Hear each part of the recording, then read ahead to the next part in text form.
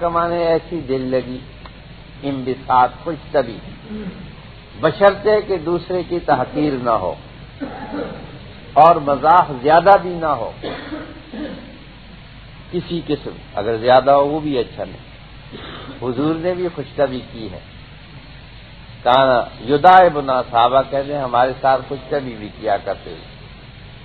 جب حضور سے عرض کیا گیا حضرت آپ اللہ کے رسول ہو کر خوش طبی کرتے ہیں؟ فرمایا ہاں میں خوش طبی کرتا ہوں، لیکن عام لوگوں کی خوش طبی میں اور میری خوش طبی میں بنیادی فرق ہے۔ فرق کیا ہے؟ لا اقول الا حقا، میں جو وہ ہنسی اور خوش طبی سے جو بات کہتا ہوں وہ بھی حق ہوتی ہے، باطل نہیں ہوتا اس میں۔ چنانچہ آپ کی خوش طبی کی باتیں حدیث میں موجود ہیں، بہت سی باتیں ہیں کہ ان میں دل لگی کا اور خوش طبی کا پہلو بھی ہوتا تھا، مزاح کا پہلو اور حقیقت بھی ہوتی ہے۔ ایک شخص آتا ہے حضور کی خدمت اقدس میں، حضرت مجھے سواری چاہیے، میں جہاد میں شریک ہونا ہے سواری میں۔ آپ نے فرمایا تجھے اونٹ کے بچے پر سوار کر دیں گے۔ وہ سمجھا کہ چھوٹا بچہ اونٹ کا، اس پر میں کیا سواری کروں گا، اس کی تو خود حفاظت کرنی پڑتی ہے، کافی عرصہ اس کو سنبھالنا پڑتا ہے، پھر کئی سال کے بعد وہ اس قابل ہوتا ہے کہ وہ اس پر سواری۔ تو وہ خفا ہو گیا، کہنے لگا حضرت میں اونٹ کے بچے سے کیا کروں۔ حضور مسکرائے اور فرمایا کہ بھائی جو بڑے اونٹ ہوا کرتے ہیں ان کو اونٹنیاں ہی جنتی ہیں، اب بڑا اونٹ جو ہے وہ بھی اونٹنی کا ہی بچہ ہوتا ہے۔ یہ مذاق تھا حضور صلی اللہ علیہ وسلم۔ ایک بڈھی آئی حضور کی خدمت میں، عرض کیا حضرت میں میرے لیے دعا کریں کہ اللہ تعالیٰ مجھے جنت میں داخل کرے۔ تو حضور نے فرمایا کہ اے فلاں، جنت میں تو بڈھی نہیں داخل ہو سکتی کوئی۔ وہ پریشان ہو گئی، سخت پریشان ہوئی اور وہ اٹھ کر کے جانے لگی روتی ہوئی۔ حضور نے فرمایا اس کو بلاؤ۔ بلا کر کے فرمایا کہ جو میں نے بات کہی ہے وہ صحیح کہی ہے کہ جنت میں جو بھی جائے گی وہ جوان ہو کر جائے گی، بوڑھی نہیں جائے گی کوئی۔ مرد عورتیں سب 30 سال کی یا 33 سال کی عمر میں، اسی عمر میں سارے کے سارے ہوں گے اور وہ جنت میں جائیں۔ آپ کی وضاحت کا یہ پہلو تھا۔ تو بہرحال تمسخر جو ہے، سخریہ، استہزاء، یہ چیزیں ناجائز ہیں۔ اس میں کیا ہوتا ہے؟ اس میں تحقیر ہوتی ہے، اگلے کی تحقیر ہوتی ہے، بھی اگلا ذلیل ہو، یہ حرام ہے۔ دل لگی میں یہ بات نہیں ہوتی، مزاح میں یہ بات نہیں ہوتی، خالی خوش طبی ہوتی ہے، وہ روا۔ اور یہ تو جاہلوں کا کام ہے ٹھٹھا کرنا۔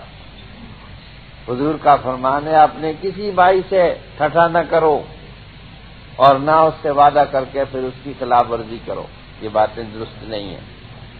تو موسیٰ علیہ السلام نے کہا کہ ٹھٹھا کرنا تو احمقوں اور جاہلوں کا کام ہے، اور میں تو خدا کا نبی اور پیغمبر ہوں، میں تو شریعت کے احکام تم کو بتلا رہا ہوں، خدا کا حکم تم کو سنا رہا ہوں۔ اب یہ ان لوگوں نے یہ طریقہ اختیار کیا، تو اس کی وجہ بھی میں نے عرض کر دی کہ معجزانہ طریقہ کیوں اختیار کیا گیا، ان کے تعنت کی وجہ سے۔ دوسرا یہ ہے کہ واقعہ کے اصل اجزاء بعد میں ذکر کیے ہیں اور یہ بات پہلے ذکر کر دی ہے، اس میں بھی حکمت ہے۔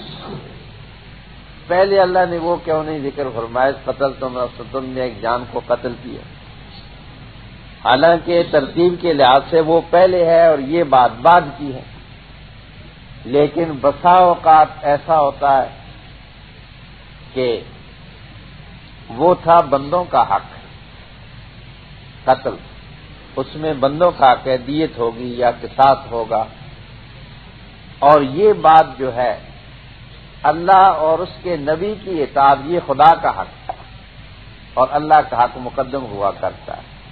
اس نقطے سے پہلے اس بات کو بیان، ان اللہ یامرکم ان تذبحوا بقرہ، نبی کہہ رہا ہے اور خدا کا حکم بتلا رہا ہے۔ تو انسانوں کا فرض ہے کہ فوراً اس کی تعمیل کریں. یہ اللہ کا حق سب سے مقدم ہوتا ہے. وَقَضَىٰ رَبُّكَ أَلَّا تَعْبُدُوا إِلَّا إِيَّاهُ وَبِالْوَالِدَيْنِ إِحْسَانًا، وہ دوسرے درجے میں. انسانوں کے حقوق درجہ ثانیہ میں ہیں اور اللہ اور رسول کا حق درجہ اول میں. وَإِنْ جَاهَدَاكَ عَلَىٰ أَن تُشْرِكَ بِي شَيْئًا فَلَا تُطِعْهُمَا، ماں باپ اگر تمہیں اللہ کے حق میں رخنہ اندازی کرنے کا کہیں کہ تم یہ شرک کر لو، بدعت والی بات کرو، بالکل نہ ماننا بات. فلا تطعہما، ان کی کیوں؟ یہاں اللہ کا حکم مقدم ہے اور رسول کی اطاعت مقدم ہے، یہاں اس کو اختیار کرو. وہ دوسرے درجے کی بات ہے. اس لیے یہ واقعہ کے اجزاء میں ترتیب اس طرح رکھی گئی ہے، اللہ کا حق پہلے، کیونکہ یہاں اللہ کا حکم ہے اور ادھر نبی سنانے والا ہے. اس واسطے اس کو اس وجہ سے مقدم رکھا گیا، ورنہ بعد والے اجزاء جو ہیں وہ مقدم ہے رتبتاً. اب جب موسیٰ علیہ السلام نے اتنی بات فرمائی کہ پناہ بخدا اس بات سے کہ میں جاہل بن جاؤں، ٹھٹھا تمسخر کرنا احمق اور جاہلوں کا کام ہے. نبی کی شان کے ساتھ لائی، میں حکم شرع سنا رہا ہوں، خدا کا فرمان سنا رہا ہوں، وحی الہی سے سنا رہا ہوں، اور تم آگے ایسی بےہودہ باتیں کرتے ہو. اب وہ سمجھے کہ بات سنجیدہ ہے، جیسا ہم خیال کر رہے ہیں ایسی نہیں. تو اب فوراً انہوں نے سوال شروع کر دیے. اب سوالات کی بات، یک بعد دیگرے سوال شروع کر دیے انہوں نے.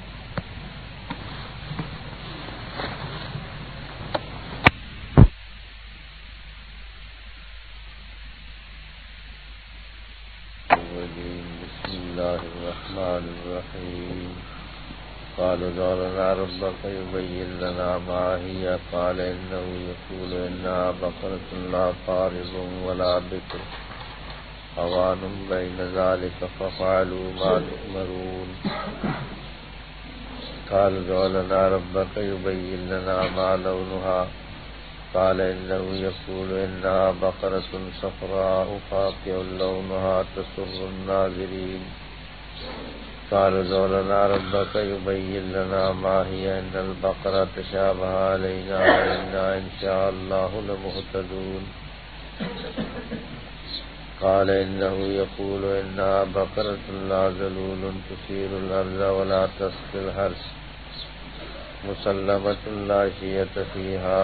قالوا الآن جئت بالحق فذبحوها وما كانوا يفعلون. وإذ قتلتم نفسا فادارأتم فيها والله مخرج ما كنتم تكتمون. فقلنا اضربوه ببعضها كذلك يحيي الله الموتى ويريكم آياته لعلكم تعقلون. کہا ان بنی اسرائیل نے موسیٰ علیہ السلام سے ادع لنا ربک، دعا کریں آپ ہمارے لیے اپنے پروردگار کے سامنے کہ بیان کرے وہ ہمارے لیے ماہیا کیسی ہے وہ گائے. کالا کہا موسیٰ علیہ السلام نے بے شک وہ اللہ تعالیٰ فرماتا ہے انہا بقرۃ، وہ ایک گائے ہے، لا فارض نہ عمر خوردہ، ولا بکر اور نہ بچیا، عوان بین ذالکا ان دونوں عمروں کے درمیان. ففعلوا ما تؤمرون، پس کرو جو تم کو حکم دیا جاتا ہے. کہا ان لوگوں نے دعا کریں آپ ہمارے لیے اپنے پروردگار سے، یبین لنا کہ بیان کرے وہ ہمارے لیے ما لونہا کیسا ہے رنگ اس گائے کا. کہا موسیٰ علیہ السلام نے بے شک اللہ تعالیٰ فرماتا ہے انہا بقرۃ صفراء، وہ ایک گائے ہے زرد رنگ کی، فاقع لونہا گہرا ہو رنگ اس کا، تسر الناظرین جو دیکھنے والوں کو خوش کرتی ہے. کہا ان لوگوں نے دعا کر ہمارے لیے اپنے پروردگار سے کہ بیان کرے ہمارے لیے ماہیا کیسی ہے وہ گائے. ان البقرہ تشابہ علینا، بے شک گائے ہم پر مشتبہ ہو گئی. وَإِنَّا اور بے شک ہم انشاءاللہ اللہ نے اگر چاہا لَمُهْتَدُونَ تو راہ پا لیں گے۔ کہا موسیٰ علیہ السلام نے بے شک وہ اللہ تعالیٰ فرماتا ہے انہا بقرۃ وہ ایک گائے ہے لا ذلول نہ محنت کرنے والی تثیر الارض جو جوتتی ہو زمین کو ولا تسقی الحرث اور نہ سیراب کرتی ہو کھیتی کو مسلمۃ بے داغ ہو صحیح سلامت ہو لا شیۃ فیہا اس میں کوئی داغ نہ ہو۔ کہا ان لوگوں نے الان جئت بالحق اب لایا ہے تو ٹھیک بات۔ فذبحوها پس انہوں نے اس گائے کو ذبح کیا وما کانوا یفعلون قریب نہیں تھے کہ وہ کرتے ایسا۔ وَإِذْ قَتَلْتُمْ نَفْسًا اے بنی اسرائیل اس واقعہ کو دھیان میں لاؤ جب تم نے ایک جان کو قتل کر ڈالا فَدَّارَأْتُمْ فِيهَا اس میں تم جھگڑا کرنے لگے ایک دوسرے کے سر پر دھرنے لگے اور اللہ تعالیٰ نکالنے والا ہے اور ظاہر کرنے والا اس چیز کو جس کو تم چھپاتے تھے۔ فَقُلْنَا پس ہم نے کہا اضربوہ ببعضھا مارو اس مردہ کو ببعضھا اس گائے کے بعض حصے کے ساتھ۔ کذالک یحیی اللہ الموتیٰ اسی طرح زندہ کرے گا اللہ تعالیٰ مردوں کو ویریکم آیاتہ اور دکھاتا ہے وہ تم کو اپنی قدرت کی نشانیاں لعلکم تعقلون تاکہ تم سمجھو اور غور و فکر کرو۔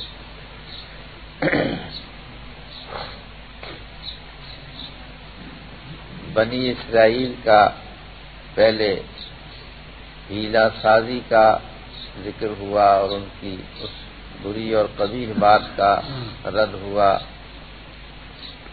دوسرا یہ اللہ تعالیٰ کے احکام کو ٹالنے کے لیے بنی اسرائیل کی ذہنیت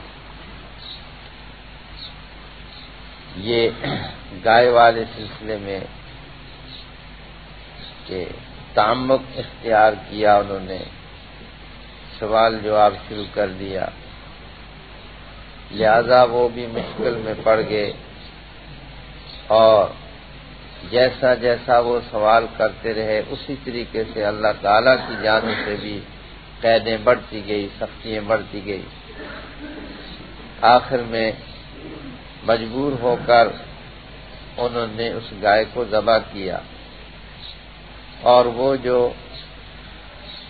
بھتیجوں نے اپنے چچا عامل کو قتل کیا تھا بعض اس لیے کہ اس کی دولت پر قبضہ کر لیں اس بات کو خدا تعالیٰ نے ظاہر کر دیا۔ قاتل کو بجائے وراثت ملنے کے اور دوسرا اس کا خیال تھا کہ میں چچا کی بیٹی کو بھی اپنے قبضے میں لے لوں گا کیونکہ متولی تو وہی تھا پیچھے، اور تیسرا یہ اس نے خیال کیا تھا کہ میں قتل تو کیا ہے تو اس کی دیت بھی لوں گا، خون بہا بھی جہاں جس علاقے میں وہ اس کی میت کو پھینک دیا تھا وہاں لوگوں پر مقدمہ کر کے میں دیت بھی لوں گا۔ اپنے دل میں یہ خیالات باطل اس نے جمائے تھے، لیکن اللہ نے فرما دیا کہ جس چیز کو تم چھپاتے تھے اللہ اس کو ظاہر کرنے والا۔ خدا تعالیٰ نے جب وہ خود بخود ہی موسیٰ علیہ السلام کے سامنے وہ بات لے کر گئے تو جیسا کہ اللہ تعالیٰ کا فرمان تھا موسیٰ علیہ السلام نے کہا کہ بھئی اللہ تعالیٰ حکم دیتا ہے کہ گائے ذبح کرو، تو پہلے تو بگڑ گئے، کہنے لگے تو ٹھٹھا کرتا ہے ہمارے ساتھ۔ کہا خدا کے بندوں ٹھٹھا کرنا تمسخر اور استہزاء کرنا یہ تو جاہلوں کا کام ہے، تو میں تو خدا کا نبی ہوں، خدا کا حکم اور پیغام تم تک پہنچاتا ہوں۔ پھر سمجھے کہ بات سنجیدگی سے ہو رہی ہے تو حدیث میں آتا ہے اگر کسی قسم کی گائے بھی وہ ذبح کر دیتے اور حکم کی تعمیل کرتے فوراً بات کھل جاتی، لیکن انہوں نے ایج پیچ شروع کیا کیونکہ ان کے مزاج میں فساد تھا، تو سوال جواب کا سلسلہ شروع کیا۔ اب قیدیں بڑھتی گئی، پابندیاں زیادہ آتی گئی۔ ادھر مفسرین کرام فرماتے ہیں کہ اس قسم کی گائے کو تلاش کرنے میں بھی کافی وقت صرف ہو گیا، اور اللہ تعالیٰ کی مصلحت تھی کہ ایک غریب آدمی کی پرورش بھی اللہ نے کرنی تھی۔ بنی اسرائیل میں ایک پرہیزگار آدمی تھا، تو وہ فوت ہو گیا، اس کی بیوی تھی پیچھے اور ایک بچہ تھا، تو ایک یہ گائے کا بچہ یا بچیا پیچھے تھی، اس کی جائیداد اور نہیں تھی۔ اس آدمی نے دعا کی تھی کہ یہ اللہ تعالیٰ اسی بچے میں میرے اس بیٹے کے لیے برکت پیدا کر دے۔ اس کی دعا بھی مقبول ہوئی تھی، اور ساتھ ساتھ یہ جو بچہ تھا اس کے بارے میں مفسرین کرام دو قسم کی روایتیں نقل کرتے ہیں کہ یہ اپنے باپ کا بڑا مطیع اور فرما بردار تھا۔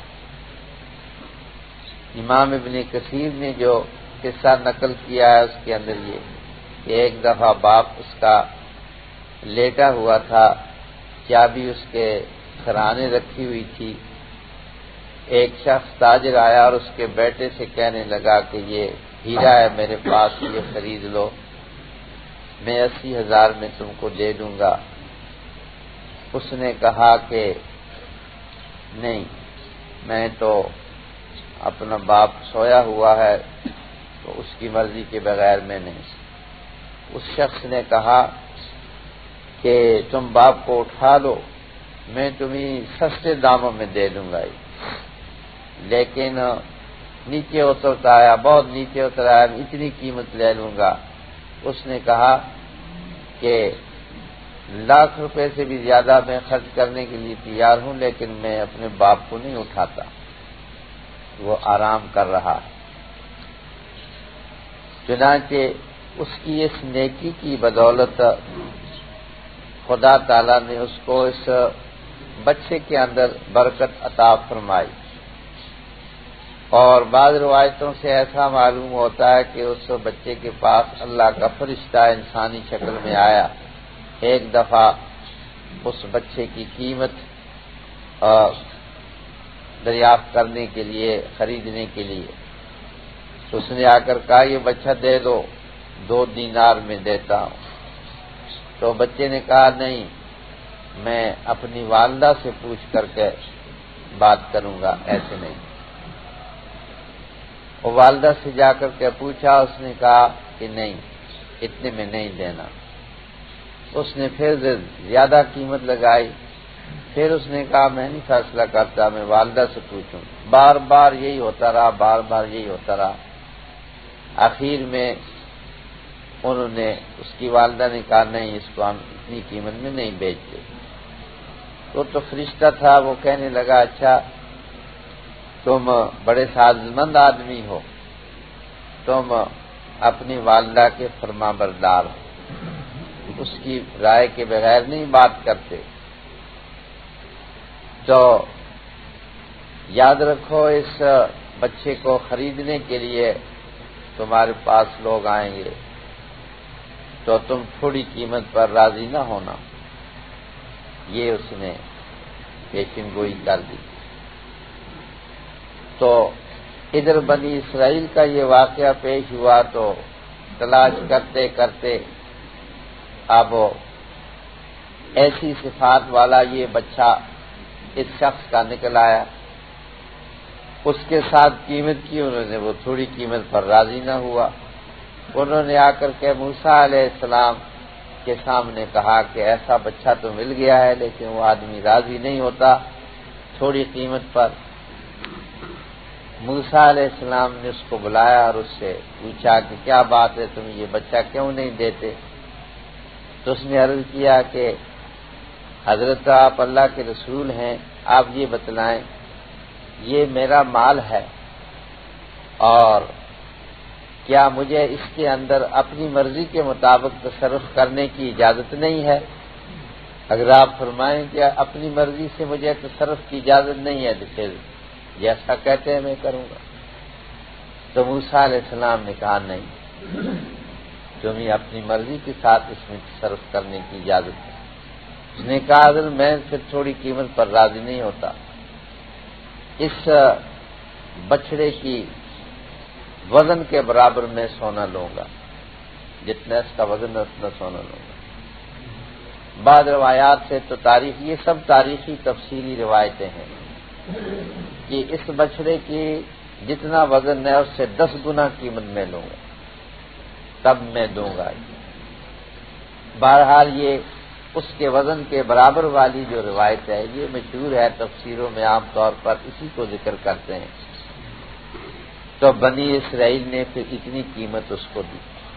اللہ کی حکمت تھا، اس شخص کی پرورش کرنا بھی مقصد تھا، اتنی قیمت اس کو دی اور یہ بچڑا لے جا کر انہوں نے ذبح کیا۔ ذبح کیا تو اس کے بعد یہ اگلی آیت میں کل نضربوہ ببعضھا، مارو اس کے جسم پر اس کا بعض حصہ۔ کون سا حصہ تھا کسی روایت میں ذکر نہیں ہے، دم کا کنارہ تھا، اس کا قلب نکالا، اس کی زبان نکالی، مختلف روایتیں ہیں۔ تو بھئی زندہ کرنا تو اس گوشت کی تو تاثیر نہیں تھی، نہ کسی گائے نہ بچڑے کی تاثیر تھی۔ اگر ایسا ہوتا کہ کسی گائے کے گوشت سے زندہ ہوتا تو قصاب روزانہ ذبح کرتے رہتے تو مردے زندہ ہوتے رہتے، وہ تو خدا کا حکم تھا۔ فَقُلْ نَضْرِبُوهُ، ہم نے کہا مارو اس کو اس طریقے سے، جیسا کہ موسیٰ علیہ السلام سے فرمایا اضرب بعصاک الحجر۔ لاٹھیاں تو ہمارے پاس بھی ہوتی ہیں، 1000 دفعہ ہمارے کہیں پانی نکلتا ہے یا وہ سانپ بنتا ہے، تو حکم خدا بندی ہے اضرب بعصاک البحر، اس کو سمندر میں مارو، ہم 12 سڑکیں بنا دیں گے یہاں سے۔ ایسے ہی مارو، اس مردے کے جسم کے ساتھ ٹکراؤ، لگاؤ اس گائے کے بعد ذبح کی ہوئی ہے، اس کی زبان لی ہے یا دم کا کنارہ لیا ہے یا اس کا قلب نکالا ہے، جو بھی تھا بہرحال اس کے جسم کا کوئی ٹکڑا اس کے ساتھ انہوں نے ٹکرایا، لگایا۔ جب لگایا تو مردہ زندہ ہو کر بیٹھ گیا بالکل، اور پھر اس سے پوچھا گیا کہ بتلاؤ تم کو کس نے مارا؟ تو اس نے بتلا دیا میرے تو مارنے والے یہ ہیں، اور بھتیجے کی طرف اشارہ کیا۔ اب پتہ چل گیا ساری دنیا، ہزاروں آدمی وہاں موجود ہیں، کوئی ایسا تنہائی کا واقعہ بھی نہیں، ہزاروں آدمی وہاں موجود ہیں، ان کے سامنے یہ بات ہوئی۔ بس اتنا ہی تھا، اس شخص نے اٹھ کر زندہ ہو کر خدا کے حکم سے سوال کا جواب دیا، پھر اس کے بعد وہ ختم ہو گیا۔ اتنا ہی مقصد تھا اس شخص کے زندہ کرنے سے، اور اس طریقے پر اس راز کو ظاہر کرنے کی حکمت وہ تھی جیسا کل میں نے عرض کیا تھا، بنی براہ راہ وہی کہ بتلا دیا جاتا ہے وہ ایک پیج کرتے۔ اب یہ معجزانہ طریقے پر بتلایا وہ جس کو انکار نہ کر سکے، تو ٹھیک ہے، بس اس سے کیا انکار کریں گے۔ تو اس شخص کو سے قصاص لیا گیا جس نے مارا تھا، بجائے وراثت لینے کے اور بیٹی لینے کے اور دیت لینے کے اس سے قصاص لیا گیا۔ ویسے مسئلہ یہ ہے، ہماری شریعت کا مسئلہ بھی یہ ہے کہ حضور کا فرمان ہے لا یرث القاتل، قاتل جو ہے اپنے مورث کو اگر مار ڈالے تو وراثت سے محروم ہوتا ہے، اس کو وراثت نہیں ملا کرتی۔ قصاص سے فرض کرو بچ گیا کسی طریقے پر یا کوئی ایسی صورت ہوگی تو وراثت سے محروم ہوگا۔ مالک صاحب البتہ اتنا کہتے ہیں کہ عمدن قتل کیا ہے تو محروم، غلطی سے قتل ہو گیا تو محروم۔ باقی سب ائمہ کہتے ہیں کہ نہیں خواہ غلطی سے بھی قتل کر دے اپنے مورث کو وراثت سے محروم ہو. لا یرث القاتل، قاتل وارث نہیں ہوتا، اس کو محروم رکھا گیا. جیسا کہ حضور کا فرمان ہے لا یرث المسلم الکافر ولا الکافر المسلم، مسلمان کافر کا وارث نہیں ہو سکتا اور کافر مسلمان کا وارث نہیں ہو سکتا.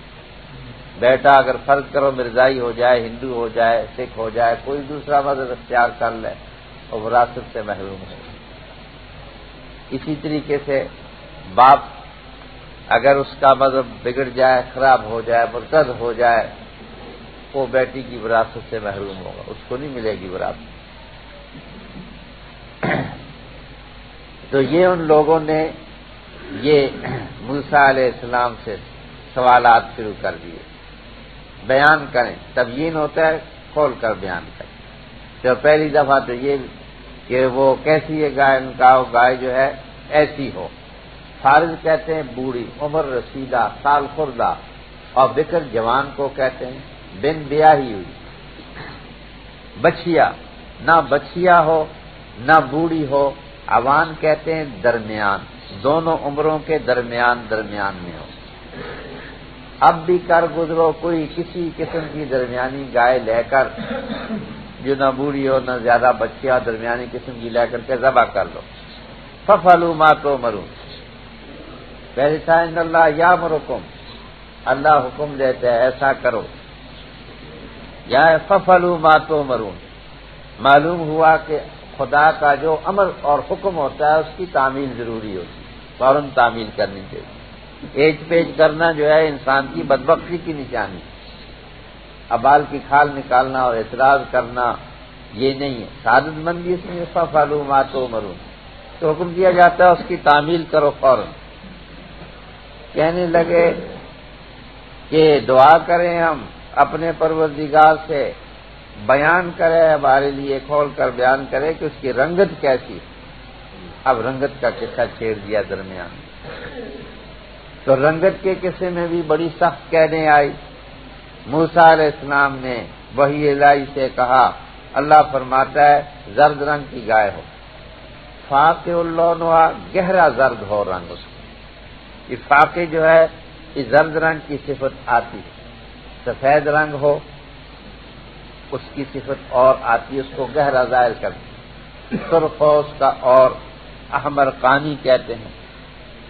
اور سفید جو ہوتا ہے ابیض کو یکک کہتے ہیں، بہت سفید.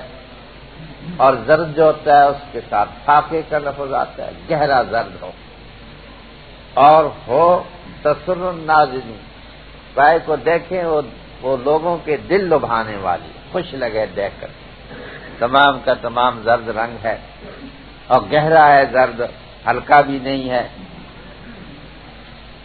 اب جب یہاں پر بات چلی تو کہنے لگے دعا کریں کہ رب تعالیٰ بیان کرے، کھول کر واضح طریقے پر بیان کرے کہ وہ گائے کس قسم کی ہے، کیونکہ اب بھی گائے ہم پر مشتبہ. زرد رنگ کی ایسی بھی ہم کس قسم کی گائے کو لیں، مشتبہ ہے ہم پر، بات واضح نہیں ہوئی. اور لیکن اب کی دفعہ انہوں نے اتنا ساتھ کہہ دیا انا انشاءاللہ لمہتدون، اور بے شک ہم اللہ نے اگر چاہا تو راہ پا لیں. بس یہ جملہ جو تھا یہ ذرا پر امید تھا. انشاءاللہ کا کہنا، انشاءاللہ اللہ نے اگر چاہا، اللہ کی مشیت کی طرف سونپا تو اب بات آخری ہو جائے گی اور ختم ہو جائے گی. جیسا کہ قانون بھی یہ ہے وَلَا تَقُولَنَّ لِشَيْءٍ إِنِّي فَاعِلٌ ذَلِكَ إِلَّا إِن شَاءَ اللَّهُ. کوئی کام کرنا ہو مستقبل میں، کل پرسوں یا آئندہ، مت کہو کہ میں کرنے والا ہوں، الا ان شاء اللہ کی مشیت کے ساتھ اس کو معلق رکھو. بھئی اللہ نے چاہا تو یہ کام کر دیا. مومن کی شان یہی ہے، راہ پالیں گے. فرمایا اللہ تعالی یوں ارشاد فرماتا ہے کہ وہ گائے لا ذلول، ذلول کہتے ہیں ہموار کی ہوئی اور جس سے محنت کرائی گئی، کام جس نے کیا اس کو ذلول کہتے ہیں. ناقۃ ذلول، اس اونٹنی کو کہتے ہیں کہ جس کو سواری کے لیے ہموار کیا گیا ہو اور تیار کیا گیا ہو تو اس سے بار بار محنت لی گئی ہو، ایسا ہی ہے یہاں محنت کرنے والی نہ ہو، جو تثیر الارض زمین کو جوتتی ہو، یہ سارا زمین کو اکھاڑنا ہل باندھنے کے بعد جیسا کیا جاتا ہے ایسا بھی نہ ہو، ولا تسقی الحرث، اور اس نے کھیتی کو سیراب بھی نہ کیا،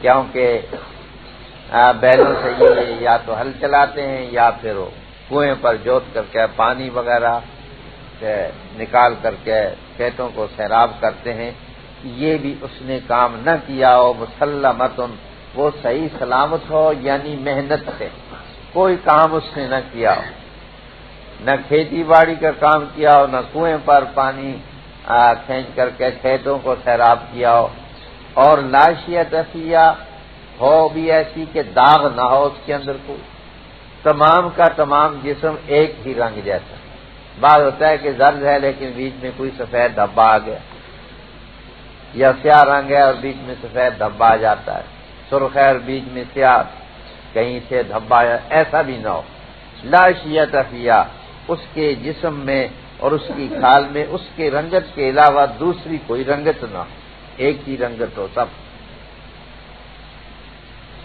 کہنے لگے الان جئت بالحق، اب ٹھیک بات کی ہے، بات تو انہوں نے پہلی دفعہ ٹھیک کی تھی مگر ان کے دماغ خراب تھے اسرائیلیوں کی، فساد مزاج، اب ٹھیک ہو گیا، اب ہم ضرور اس قسم کی گائے نکال لیں گے۔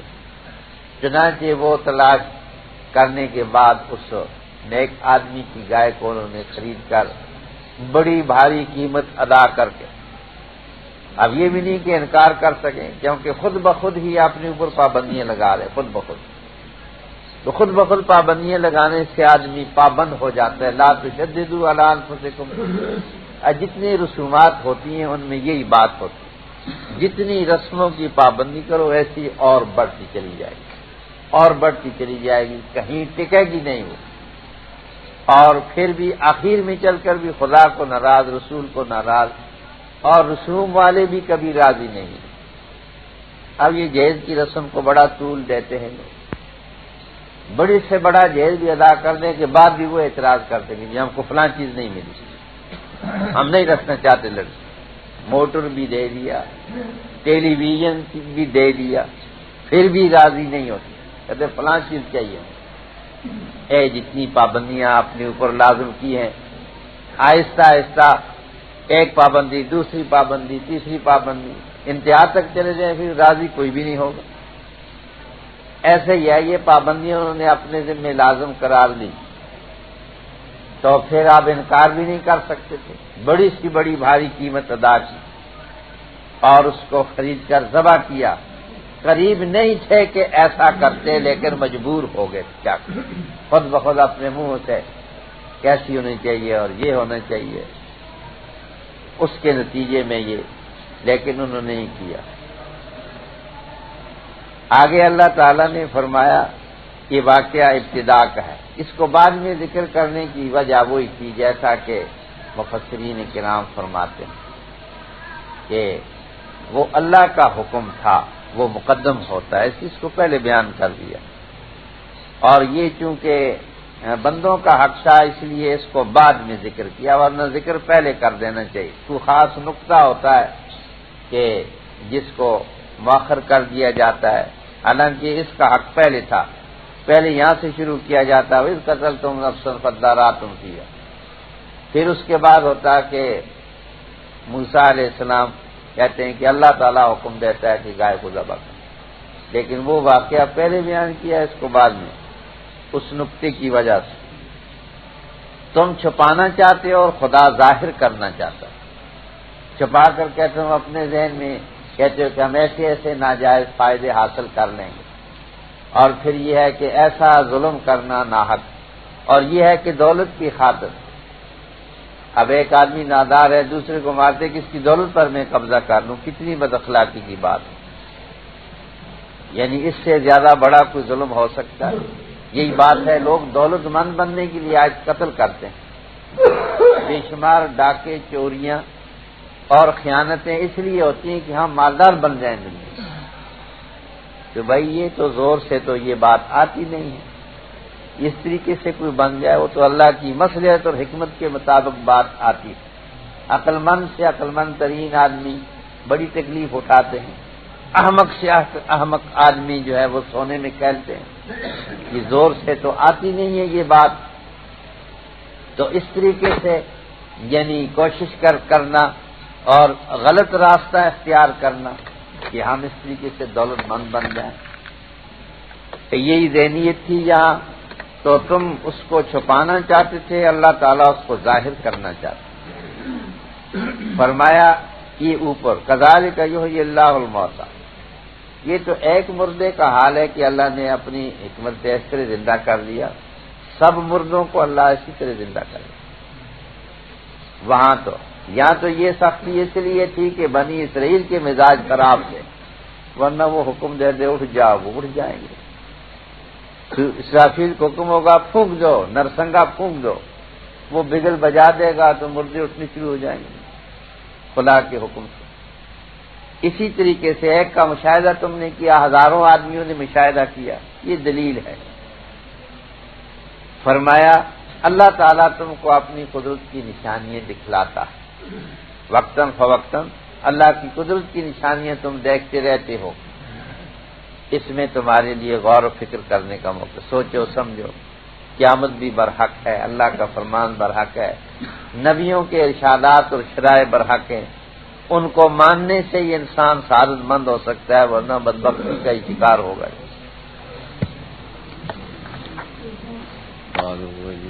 بسم اللہ الرحمن الرحیم ثم قست قلوبكم من بعد ذلك فهي كالحجارة أو أشد قسوة وإن من الحجارة لما يتفجر منه الأنهار وإن منها لما يشقق فيخرج منه الماء وإن منها لما يهبط من خشية الله وما الله بغافل عما تعملون ثم قست قلوبكم، پھر سخت ہو گئے دل تمہارے اس کے بعد، فہی کالحجارۃ، پس وہ پتھروں کی طرح ہیں، بلکہ اشد و قسوہ، ان سے بھی زیادہ سخت ہیں، اور بے شک بعض پتھروں میں سے البتہ وہ ہیں کہ جن سے نہریں جاری ہو جاتی ہیں، اور بے شک ان پتھروں میں سے بعض ایسے ہیں جو پھٹ جاتے ہیں، فَيَخْرُجُ مِنْهُ الْمَاءُ، ان سے پانی نکلتا ہے، اور بے شک ان پتھروں میں سے بعض ایسے ہیں جو لَيَهْبِطُ، گر پڑتے ہیں اللہ تعالیٰ کے خوف سے، وَمَا اللَّهُ، اور نہیں ہے اللہ تعالیٰ غافل، عَمَّا تَعْمَلُونَ، ان کاموں سے جو تم کرتے ہو۔ بنی اسرائیل کی خرابیوں کا ذکر اللہ تعالیٰ نے کیا ہے، تو بہت سی خرابیاں بیان ہوئی، بہت سی آگے بیان ہوں گی، اور ان خرابیوں کا نتیجہ اس آیت مبارکہ کے اندر اللہ تعالیٰ نے بیان فرمایا ہے۔ کتمان حق سے لے کر اب تک بہت سی خرابیاں بنی اسرائیل کی اللہ تعالیٰ نے بیان فرمائی ہیں، تلبیس کرنا، حق کو چھپانا، دنیا کا لالچ، پھر بچڑے کی پوجا کا سلسلہ، پھر گستاخیاں کرنے کا معاملہ، اللہ تعالیٰ کے سامنے موسیٰ علیہ السلام کے ساتھ گستاخی سے پیش آنا، اللہ تعالیٰ کے قانون کو توڑنا، اور ناحق خدا تعالیٰ کے نبیوں کو قتل کرنا، اور اس کے بعد پھر تعمق اختیار کرنا، یہ ساری خرابیاں بنی اسرائیل کی اللہ تعالیٰ نے بیان فرمائی ہیں۔ اور پھر اس کا نتیجہ یہ ذکر کیا ہے کہ پھر سخت ہو گئے تمہارے دل اس کے بعد اے بنی اسرائیل۔ ظاہر ہے کہ ان تمام خرابیوں کا نتیجہ ایسے ہی ہو سکتا تھا کہ سنگ دلی پیدا ہو جاتی ان کے اندر۔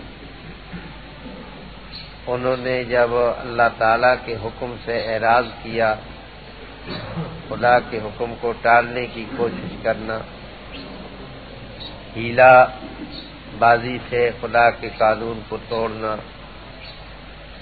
اور اللہ کے نبیوں کے ساتھ گستاخی اور بے ادبی سے پیش آنا، خدا تعالیٰ کی بارگاہ میں بھی بے ادبی کرنا، تو اس کا نتیجہ کیا ہوگا؟ اس کا نتیجہ یہی ہوگا کہ دل سخت ہو جائیں گے۔ یہ دلوں کی سختی نتیجہ ہے اس اعراض کا، اور ان بے ادبیوں اور گستاخیوں کا نتیجہ ہے، جیسا کہ سورہ مائدہ کے اندر اللہ تعالیٰ کا فرمان ہے، فَبِمَا نَقْضِهِمْ مِيثَاقَهُمْ لَعَنَّاهُمْ وَجَعَلْنَا قُلُوبَهُمْ قَاسِيَةً۔ دیکھو ان بنی اسرائیل کے عہد و پیمان کو توڑنے کی وجہ سے ہم نے ان پر لعنت بھیجی اور ان کے دلوں کو سخت کر دیا۔ خدا کے عہد و پیمان کو توڑنے کا نتیجہ ہے، لعنت بھی آئی اور دل بھی سخت ہو گئے، اور قساوت قلبی کے نتیجے میں اللہ تعالیٰ نے آگے بیان فرمایا کہ یحرفون الکلم من بعد مواضعہ، اللہ کے کلام کو تبدیل کرتے ہیں، یہ اس کا نتیجہ ہے۔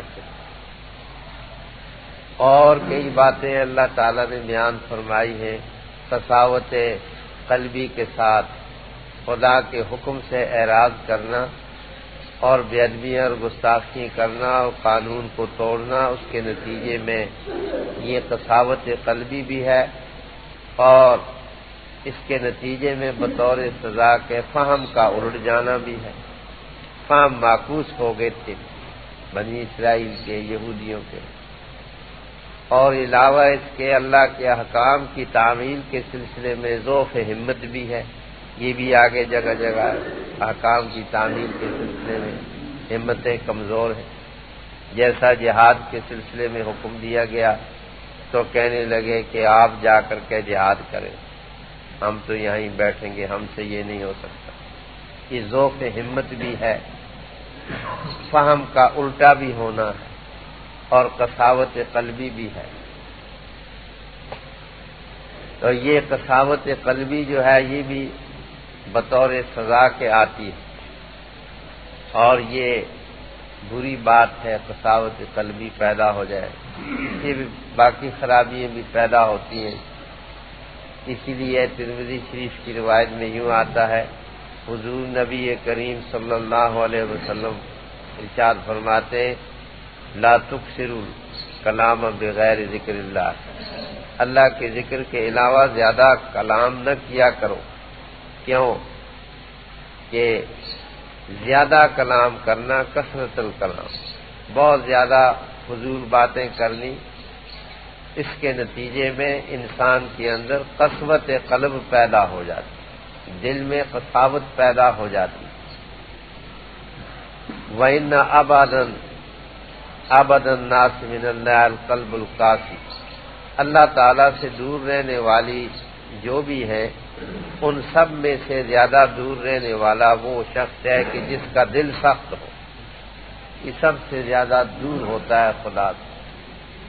خدا تعالیٰ سے دور رہنے کا مطلب یہ نہیں ہے کہ کوئی مسافت کے اعتبار سے دور ہوتا ہے، بلکہ دوری کا مطلب ہوتا ہے کہ اس کے درمیان اور اللہ تعالیٰ کی ذات اور صفات کے درمیان پردے پڑ جاتے ہیں، بہت زیادہ شدید پردے ہوتے ہیں، پردے پڑ جاتے ہیں، ورنہ مسافت کے اعتبار سے قرب اور بعد مراد نہیں ہوتا، لیکن درمیان میں پردے پڑ جاتے ہیں غفلت کے، جو انسان کے لیے شقاوت کی دلیل بنتی ہے۔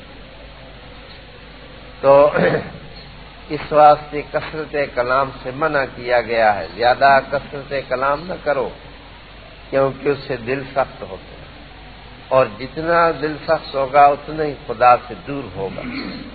سب سے زیادہ خدا سے دور وہی ہے جس کے اندر قساوت قلبی پائی جاتی ہے. مسند احمد اور ترمذی شریف کی روایت میں ہے، ایک شخص نے عرض کیا کہ حضور میں اپنے اندر قساوت قلبی پاتا ہوں. تو حضور نے اس کا علاج اس طرح فرمایا، یتیم کے سر پر ہاتھ رکھ، یہ اس کا علاج ہے. یعنی مسکین طبقوں کی پرورش کرو، ان کے ساتھ ہمدردی کرو، اس کے نتیجے میں قساوت قلبی دور ہو. اور ایک حدیث کے اندر حضور علیہ الصلوۃ والسلام کا فرمان مبارک ہے کہ انسان کی شقاوت کی نشانی ہے. یہ کیا؟ 4 چیزیں انسان کی بدبختی اور شقاوت کی علامت ہے. جمود العین، آنکھیں آدمی کی منجمد ہوں، کبھی بھی اس میں آنسو نہ بہے، آنکھ کا منجمد ہونا.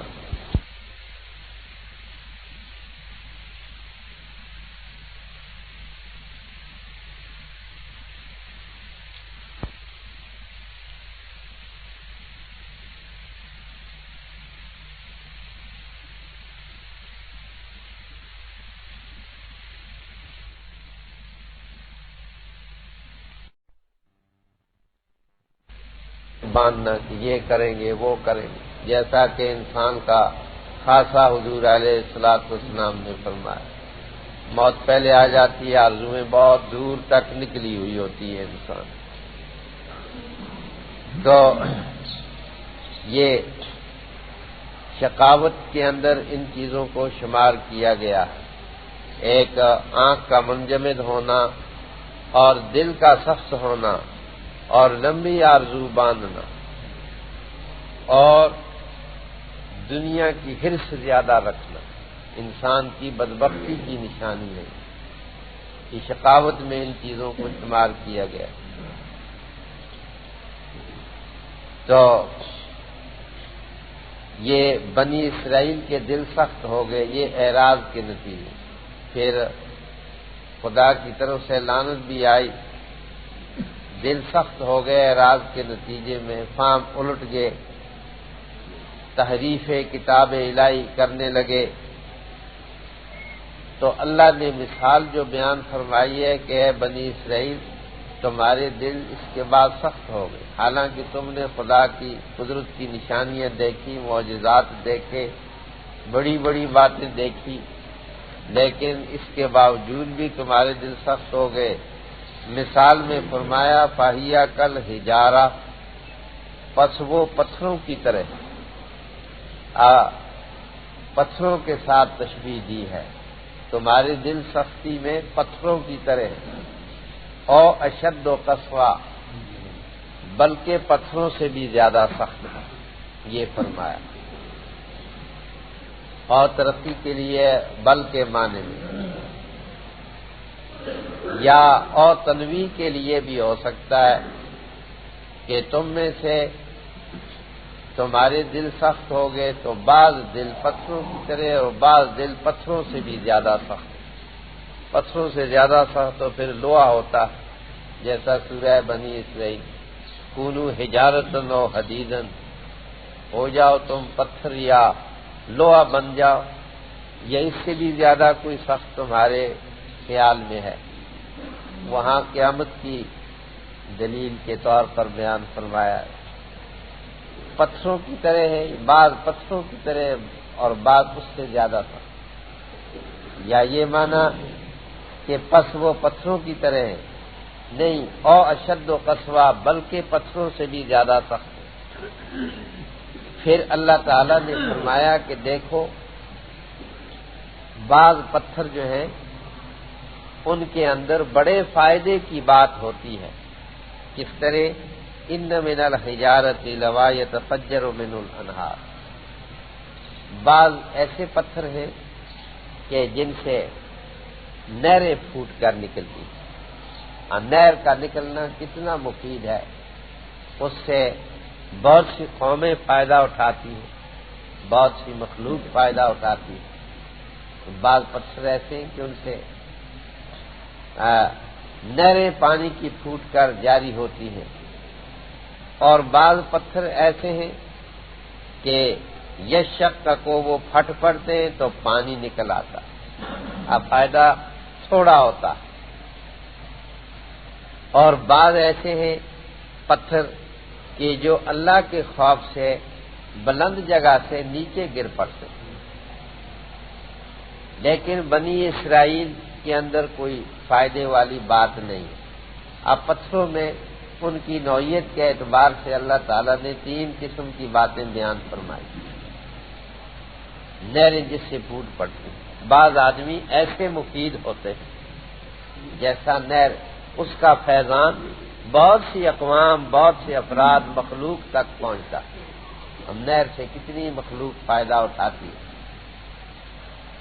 ایسا ہی انسانوں کا حال ہے۔ بعض آدمی جب کوئی قانون بناتے ہیں تو ایسا قانون بناتے ہیں کہ بہت سے لوگ اس سے فائدہ اٹھا لیں۔ انبیاء علیہ والسلام، موسیٰ علیہ السلام کی ہستی کو لے لیں، کیسا قانون انہوں نے پیش کیا جس سے بہت سی اقوام دنیا کی فائدہ اٹھاتی رہی۔ ایسا ہی ہے۔ اور بعض آدمی ایسی حیثیت میں ہوتے ہیں کہ اگر وہ قانون بھی پیش کریں تو اس سے صرف محدود لوگوں کو فائدہ ہوتا ہے۔ جیسا پتھر پھٹ جاتا ہے اس سے پانی نکل آتا ہے، اس پانی سے اتنا ہی ہو سکتا ہے جیسا ایک پیاسے آدمی کو سیراب کر دیا جائے۔ پیاسے آدمی کو سیراب کر دیا محدود پیمانے میں۔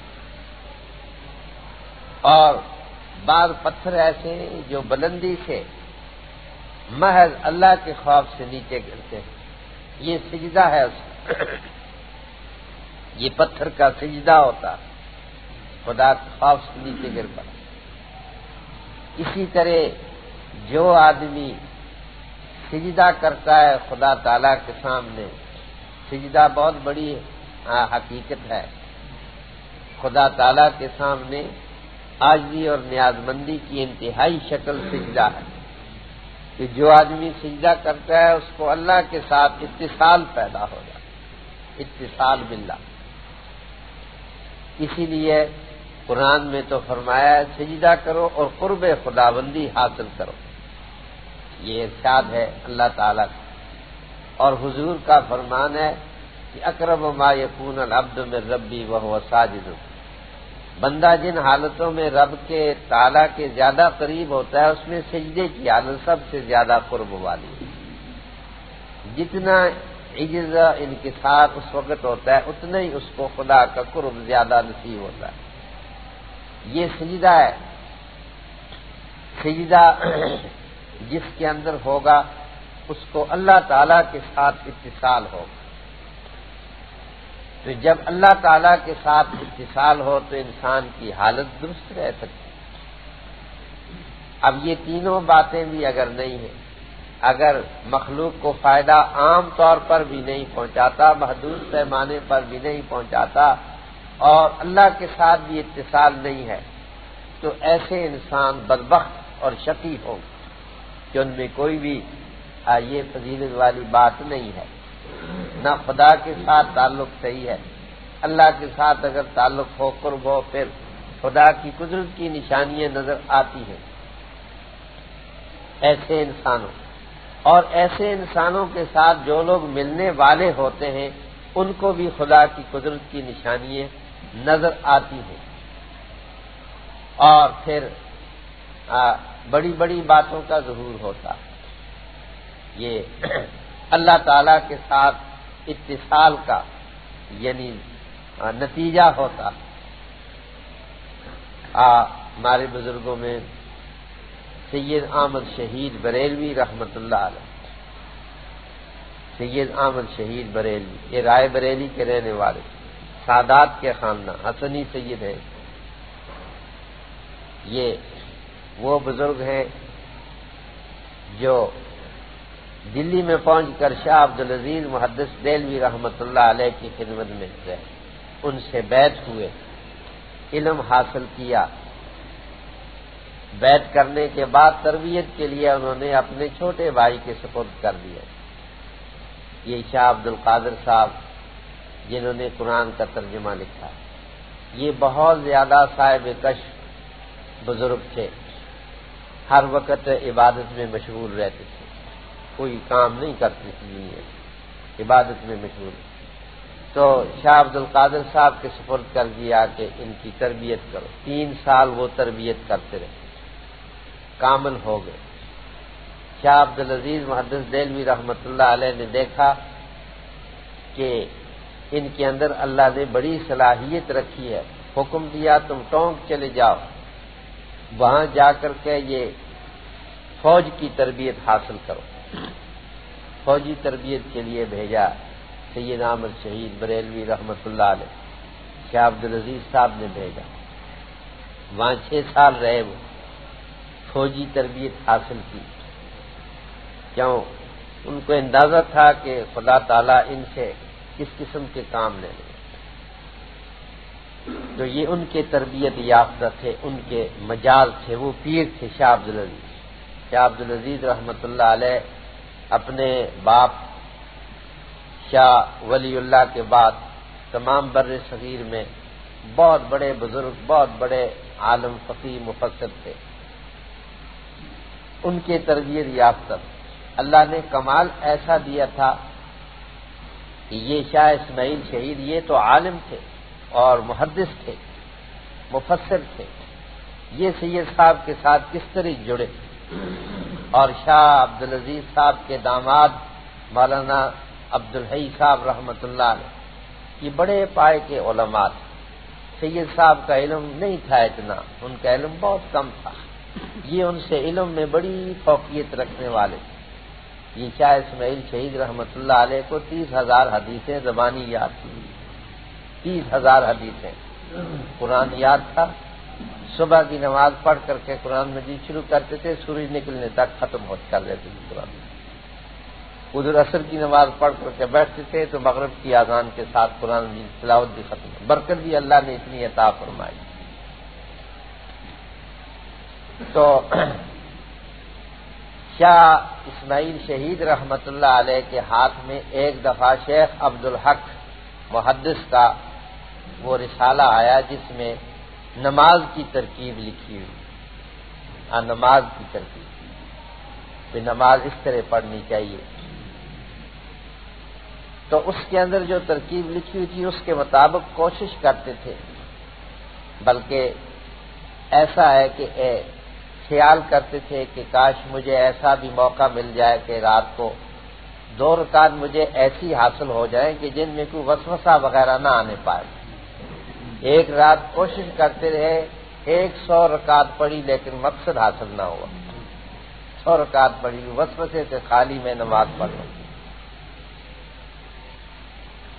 تو اتفاق کی بات ہے کہ وہ سید احمد شہید بریلوی رحمۃ اللہ علیہ کے سامنے اس کا ذکر ہوا، شیخ عبدالحق کا یہ رسالہ میں نے پڑھا ہے لیکن میں کوشش کرتا ہوں، لیکن وہ بات نہیں پیدا نہیں ہو رہی تھی۔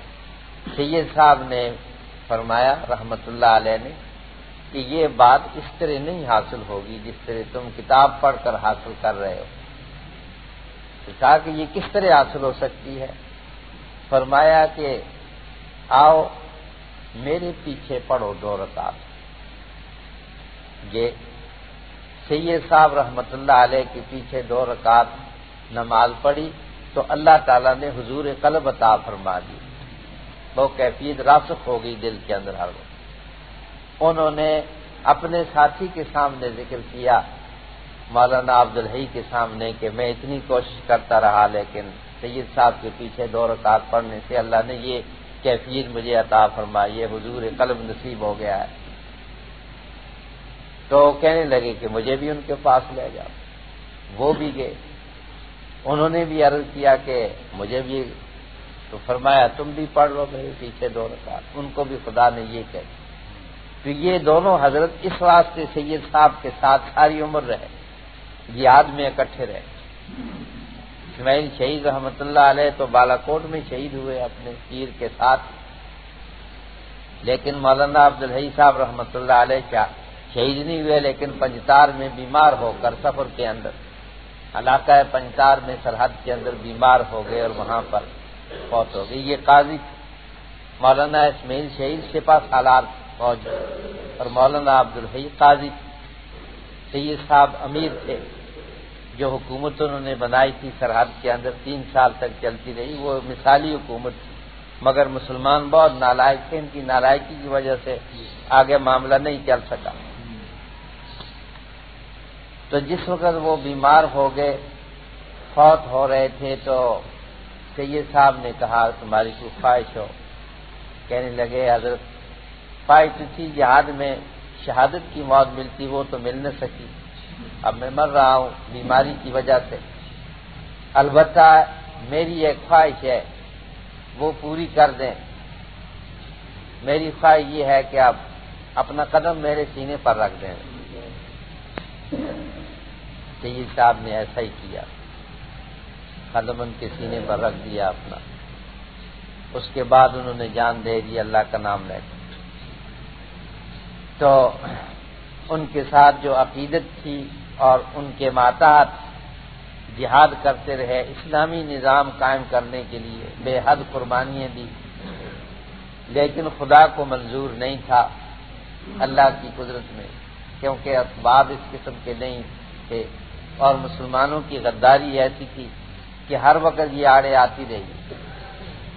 جب سے بھی ابن القمی کے دور کے بعد 7ویں صدی سے یہ غداری مسلمانوں میں شروع ہوئی ہے، اس کی وجہ سے اپنی سلطنتیں تباہ ہوئی، نظام بگڑا، تعلیم بگڑی، وہ بگڑتا ہی گیا، معاملہ پھر درست نہیں ہو سکا کبھی۔ تو بہرحال یہ اللہ کے ساتھ اتصال کا نتیجہ تھا، اتصال باللہ کا نتیجہ تھا کہ ان کو اتنا اللہ نے کمال عطا فرمایا تھا۔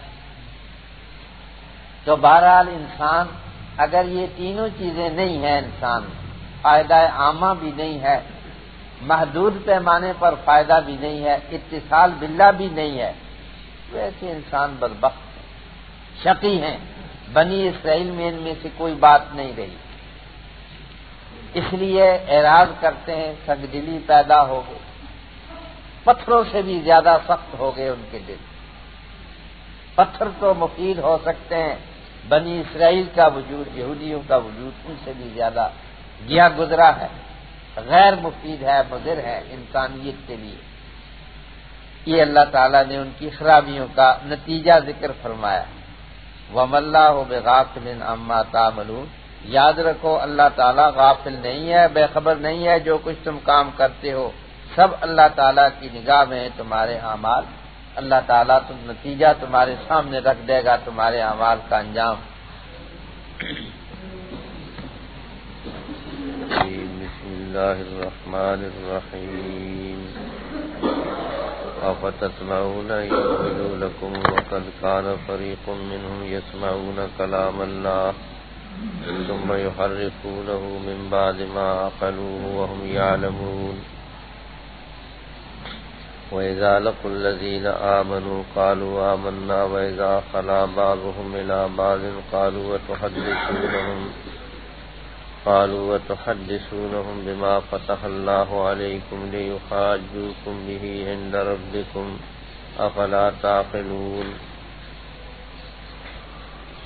ولا يعلمون أن الله يعلم ما يسرون وما يعلنون ومنهم أميون لا يعلمون الكتاب إلا أماني وإن هم إلا يظنون وويل للذين يكتبون الكتاب بأيديهم ثم يقولون هذا من عند الله ليشتروا به ثمنا قليلا فويل لهم مما كتبت أيديهم وويل لهم مما يكسبون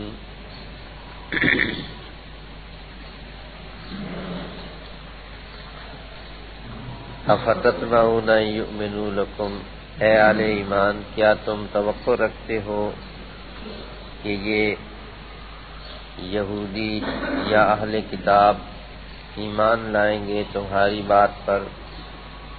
حالانکہ ایک گروہ ان میں سے ایسا تھا جو اللہ کا کلام سنتے تھے پھر اس کو بدل ڈالتے تھے، من بعد ما عقلوہ، بعد اس کے کہ انہوں نے اس کو سمجھ لیا تھا، وہم یعلمون، اور وہ جانتے بھی تھے۔ وَإِذَا لَقُوا الَّذِينَ آمَنُوا، اور جب ملتے ہیں یہ ان لوگوں سے جو ایمان لائے تو کہتے ہیں آمنا، ہم بھی ایمان لائے، اور جب الگ ہوتے ہیں ان میں سے بعض کے پاس تو کہتے ہیں وہ اتحدثونہم، کیا تم بیان کرتے ہو ان مسلمانوں کے پاس وہ چیز جو اللہ نے تم پر ظاہر کی ہے، لیحاجوکم بہ، تاکہ یہ جھگڑا کریں تمہارے ساتھ اس کے ساتھ تمہارے رب کے پاس، افلا تعقلون، کیا تم سمجھتے نہیں؟ اولا یعلمون، کیا نہیں جانتے یہ لوگ کہ بے شک اللہ تعالیٰ جانتا ہے جس کو چھپاتے ہیں یہ اور جس کو ظاہر کرتے ہیں۔ اور بعض ان میں سے ان پڑھ ہیں جو نہیں جانتے کتاب، الا امانیہ، مگر چند جھوٹی آرزویں ہیں، اور نہیں وہ مگر گمان کرتے۔ پس ہلاکت ہے ان لوگوں کے لیے جو لکھتے ہیں کتاب کو اپنے ہاتھوں سے پھر کہتے ہیں یہ اللہ کی طرف سے ہے تاکہ خریدیں اس کے ذریعے قیمت تھوڑی، پس ہلاکت ہے ان کے لیے اس سے جو لکھا ان کے ہاتھوں نے، اور ہلاکت ہے ان کے لیے اس سے جو کمایا انہوں نے۔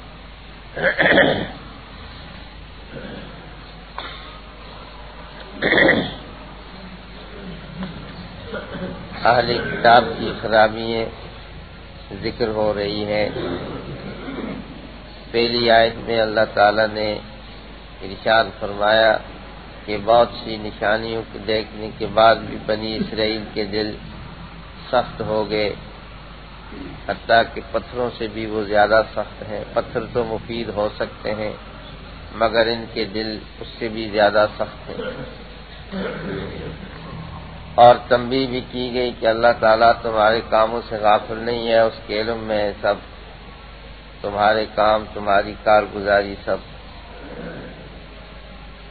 اس کے علاوہ اہل کتاب کے بارے میں اللہ تعالیٰ نے فرمایا اور خطاب اہل ایمان سے کیا کہ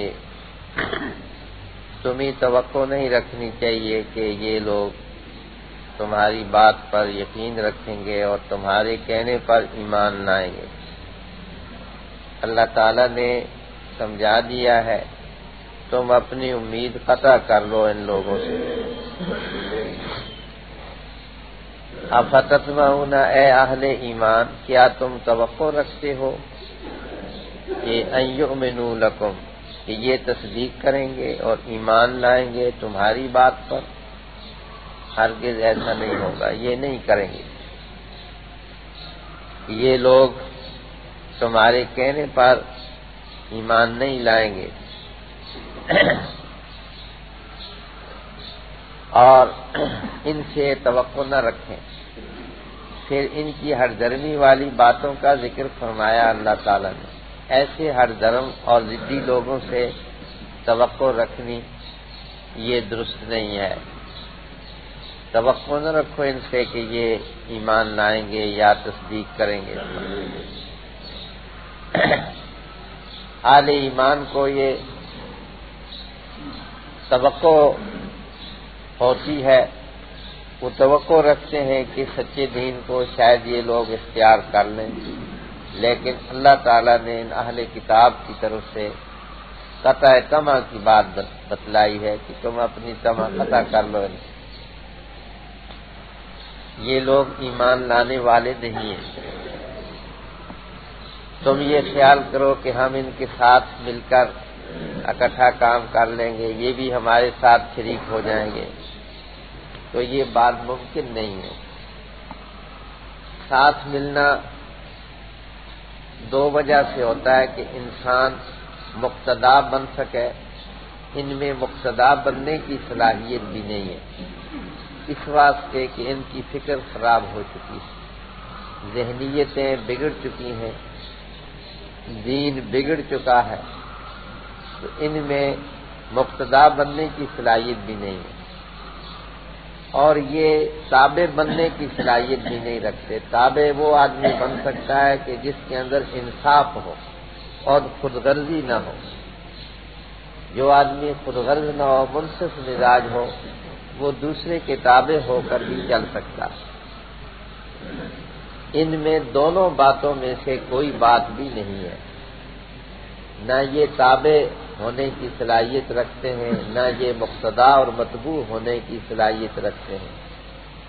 اس واسطے ان سے کوئی امید نہ رکھو، کیوں ان کے حال پہلے بھی آپ نے پڑھ لیا، آئندہ بہت سی باتیں اور بھی آئیں گی، اور دوسری صورتوں کے اندر بھی اللہ نے ذکر کیا۔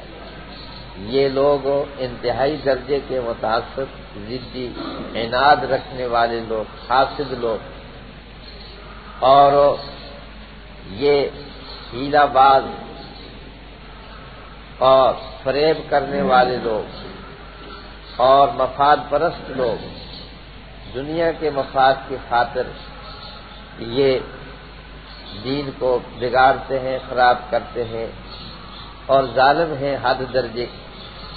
ایسی لوگوں سے تم امید رکھتے ہو کہ یہ تمہاری بات کی تصدیق کریں گے، تو ان سے امید قطع کر لو۔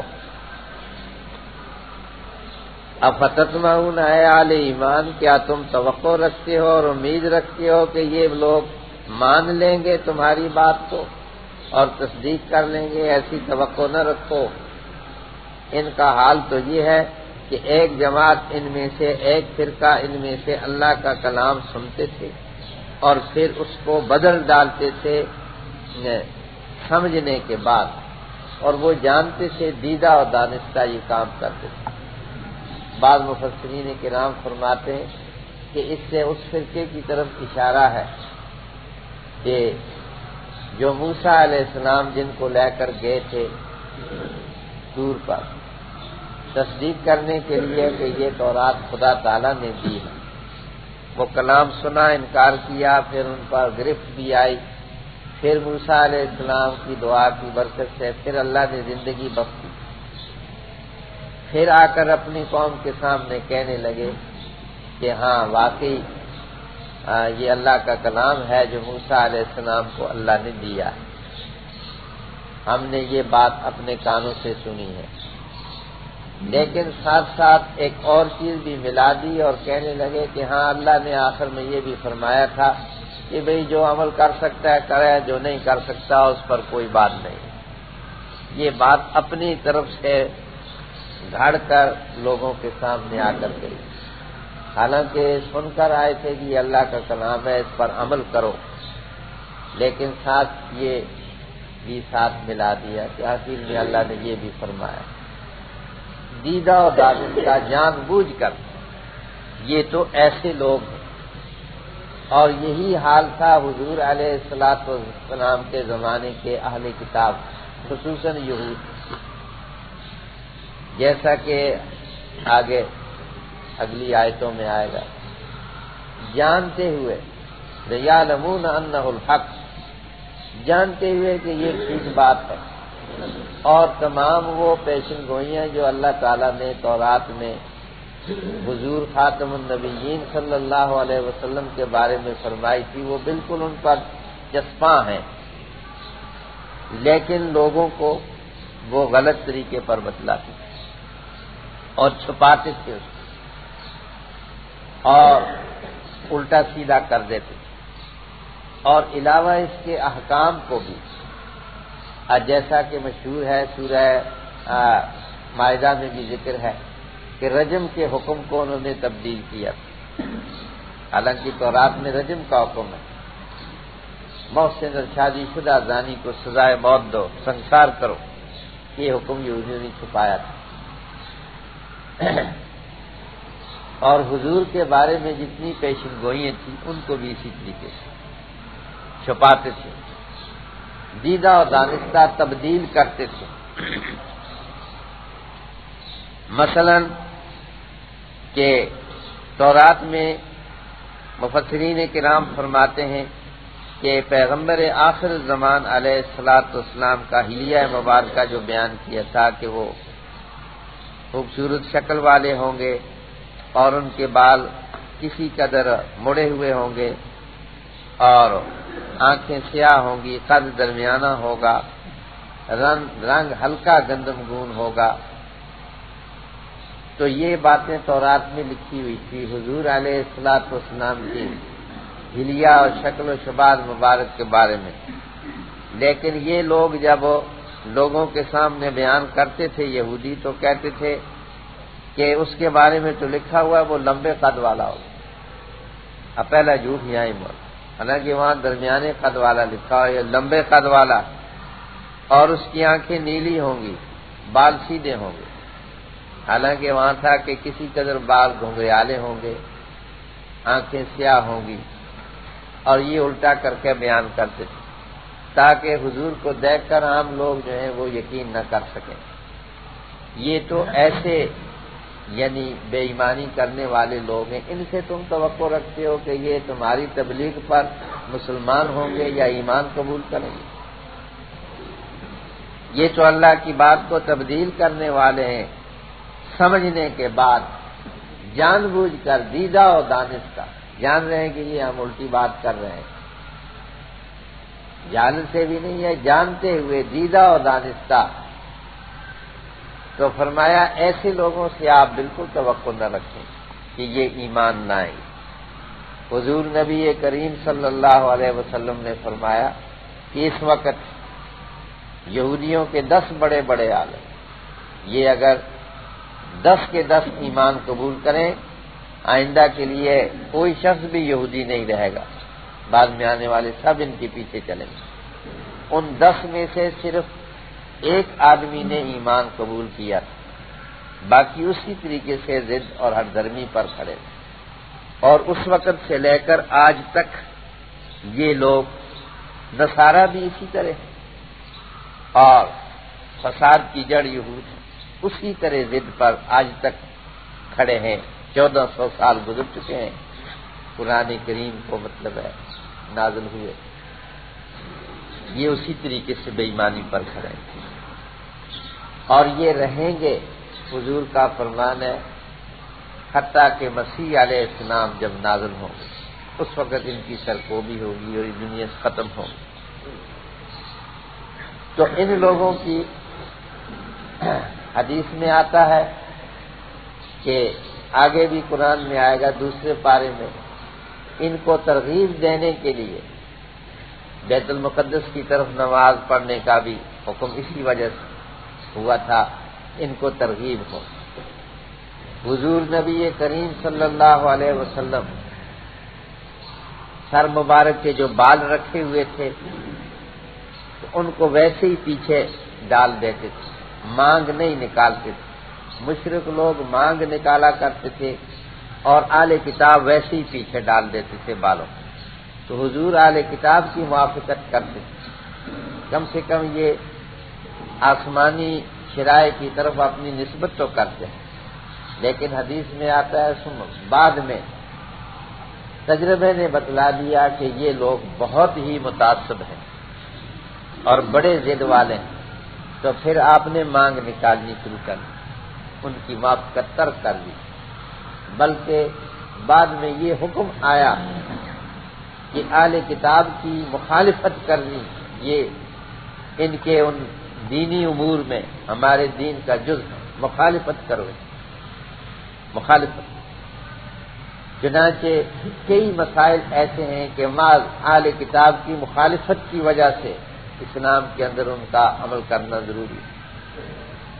مثلا 9ویں تاریخ محرم کا روزہ رکھنا اہل کتاب کی مخالفت کی وجہ سے، ان کی مخالفت صرف 10ویں تاریخ کا روزہ رکھتے. حیض والی عورت جو ہے اس کو یہ گھر میں نہیں رہنے دیتے، الگ رکھتے ہیں. فرمایا تم ہر کام کرو سوائے اس کے کہ مباشرت فاحشہ نہ کرو، باقی سب کی. ان کی مخالفت کی وجہ سے ایک جگہ لیٹ بھی سکتا ہے آدمی بیوی کے ساتھ، کھا سکتا ہے ایک برتن میں ایک جگہ، یہ سب اہل کتاب کی مخالفت کی وجہ سے. اور اسی طرح فرمایا کہ اہل کتاب بالوں کو رنگنا ناجائز سمجھتے ہیں، تم رنگا بھی کرو ان کی مخالفت کی وجہ سے۔ اہل کتاب تہبند نہیں باندھتے، فرمایا تم تہبند بھی باندھا کرو اور شلوار بھی پہنا کرو۔ یہ حضور صلی اللہ علیہ وسلم نے اور بھی کئی باتیں ہیں جو محض اہل کتاب کی مخالفت کی وجہ سے شریعت میں ان کو جاری کیا، ان کی مخالفت ہوتی رہے۔ تو فرمایا کہ یہ بڑے ضدی لوگ ہیں اور بڑا عناد رکھنے والے ہیں، حاسد ہیں، سرکش ہیں، اس واسطے ان سے کوئی تم امید نہ رکھو کہ یہ ایمان قبول کریں۔ مشرکوں نے ایمان قبول کر لیا یا مقابلے میں ختم ہو گئے، یہ اسی طریقے سے ڈٹے گی۔ فرمایا ان میں سے بعض منافق بھی ہیں، مدینے میں تھے، یہود میں تھے، وہ دو رنگی باتیں کرتے تھے، ان کی بھی تردید فرمائی اللہ نے۔ وَإِذَا لَقُوا الَّذِينَ آمَنُوا، ان یہودیوں میں سے، ان اہل کتاب میں سے بعض منافق صفت لوگ وہ ہیں جب مومنوں سے ملتے ہیں تو کہتے ہیں جی ہم بھی مومن، اپنے آپ کے ساتھ شریک کرتے ہیں، اور جب یہ بعض کے پاس الگ ہوتے ہیں تو کہتے ہیں، وہ ان کو ملامت کرتے ہیں، یہ منافق صفت جو ہیں ان کو ملامت کرتے ہیں دوسرے، اور کہتے ہیں کہ تم مسلمانوں کے سامنے ان باتوں کو ظاہر کرتے ہو جو اللہ نے تم پر کھولی ہیں اور تم کو معلوم ہے، کیونکہ مسلمانوں کی خوشامد میں آ کر وہ باتیں کہ ہماری تورات میں یہ لکھا ہوا ہے، قرآن کی یوں تصدیق ہے، نبی آخر زمان کی یہ تصدیق ہے، یہ باتیں بھی کرتے تھے، تو دوسرے ان کو ملامت کرتے تھے، ان باتوں کو کیوں ظاہر کرتے تھے؟ اس کا نتیجہ یہ ہوگا کہ یہ لوگ خدا کے سامنے تمہاری اوپر دلیل قائم کر دیں گے، اللہ کی بارگاہ میں جب حاضری ہوگی تو یہ لوگ مسلمان تمہارے برخلاف دلیل قائم کریں گے اور یہ کہیں گے کہ اے پروردگار، یہ جانتے تھے ہماری صداقت کو، لیکن پھر یہ ایسی بے ایمانی کرتے تھے جو تمہاری اوپر دلیل قائم ہو جائے گی۔ یحاجوکم بہ عند ربکم، تو کیا تم سمجھتے نہیں؟ ایسی باتیں مت مسلمانوں کو بتلایا کرو کہ وہ دلیل تم پر قائم کریں کہ جب یہ سچا مانتے تھے تو پھر انہوں نے ایمان کیوں قبول نہیں کیا، تمہارے برخلاف حجت قائم ہو جائے گی۔ فرمایا کیا یہ بدبخت جانتے نہیں کہ اللہ تعالیٰ جس چیز کو یہ چھپاتے ہیں اور جس کو ظاہر کرتے ہیں، کیا خدا ان سب باتوں کو نہیں جانتا؟ اس طریقے سے یہ بچ جائیں گے، اس دھوکے سے اور اس طرح چھپانے سے یہ بچ جائیں گے، گرفت میں نہیں آئیں گے؟ کیا خدا کو علم نہیں کہ یہ جانتے ہیں اور دیدہ و دانستہ یہ بے ایمانی کرتے ہیں اور غلط تعبیریں کرتے ہیں اور ان باتوں کو غلط طریقے پر پیش کرتے ہیں، غلط رنگ میں پیش کرتے ہیں؟ کیا خدا تعالیٰ ان کے ظاہر اور باطن کو نہیں جانتا؟ اس دھوکے میں پڑے ہوئے ہیں کہ لوگوں سے اگر یہ چھپ جائیں تو کیا یہ خدا کے ہاں سے بھی بچ جائیں گے؟ کیا ان کو اتنا بھی تصور نہیں ہے کہ خدا سب ظاہر باطن کو جانتا ہے؟ ان کی بے ایمانی سب خدا کے سامنے ہے۔ لیکن بہرحال یہودیوں کا طرز یہ تھا، منافق یہودی جب مسلمانوں سے ملے ہم بھی تمہارے ساتھ ہیں، واقعی تمہارا دین سچا ہے، ہماری کتابوں میں ایسی ایسی پیشن گوئیاں بھی آئی ہیں، واقعی حضور پر سچی ہیں، قرآن کے بارے میں سچی ہیں، تو دوسرے یہودی ان کو ملامت کرتے تھے، کیوں باتیں یہ ان کے سامنے ظاہر کرتے تھے؟ اللہ تعالیٰ فرماتا ہے کہ یہ تو تھا عام یہودیوں کا حال، علم والوں کا حال جو جانتے تھے۔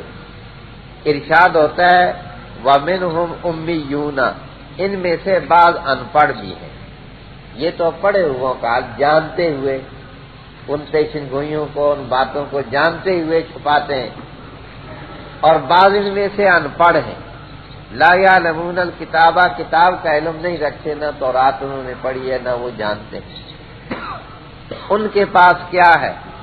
الا امانیہ، چند جھوٹی گھڑی ہوئی آرزویں، ان کے عقیدے یہ بناوٹی، اور چند آرزویں جس کا ذکر آگے آتا ہے کہ جنت صرف یہودیوں کے لیے اور کوئی یہودی بھی دوزخ میں نہیں جائے گا، یا جیسا ان کی کتابوں میں لکھا ہوا ہے ابراہیم علیہ السلام دوزخ کے دروازے پر کھڑے ہوں گے اور کسی اسرائیلی کو جس نے ختنہ کیا ہوا ہوگا اس کو دوزخ میں نہیں گرنے دیں گے۔